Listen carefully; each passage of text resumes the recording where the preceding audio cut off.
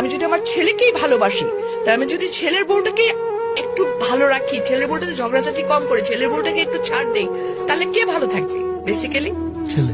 Yes, এই জিনিসটা মাদের মাথায় ঢুকাইতে হবে যে আমি আমার ছেলের বউকে আমার ছেলের হ্যাপিনেসের জন্য ছাড় দিব।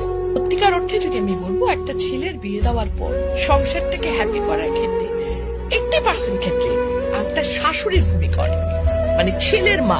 ডেফিনেটলি কোন জায়গায় ছেলে বউ খারাপ আছে, কিন্তু exceptional can't be an example. বেশিরভাগ শাশুড়ি কিন্তু বেশি আমার দখলদারিত্ব মনোবৃত্তিতে চলে যান।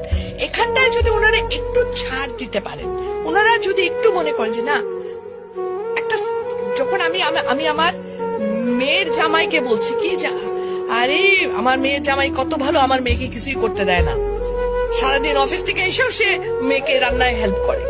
আর ছেলের ব্যাপার হলে তখন আমরা বলতো কি ছেলের বউ আজকে সারাদিন ঘুমায় থেকে আমার পোলা আসে রান্না করে খাওয়ায়।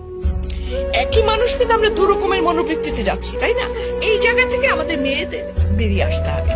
ছেলে, আমরা মেয়ের জামাই আসলে পোলাও কোরমার অভাব রাখি না, আর যখন ছেলের বউ তার 1/4 তো আমরা দেই না, ছেলের বউকে বলি এত নেলস তো ভালো না, আমিও তো বলছিলাম, আমি তো এত খাইতাম না। সিরিয়াসলি, কিন্তু ইট হ্যাপেন্স। কিন্তু মেয়ের জামার জন্য পোলাও কোরমা করতে যদি টাকা না থাকে, আমি ঋণ করে নিয়ে এসো খাওয়াবো।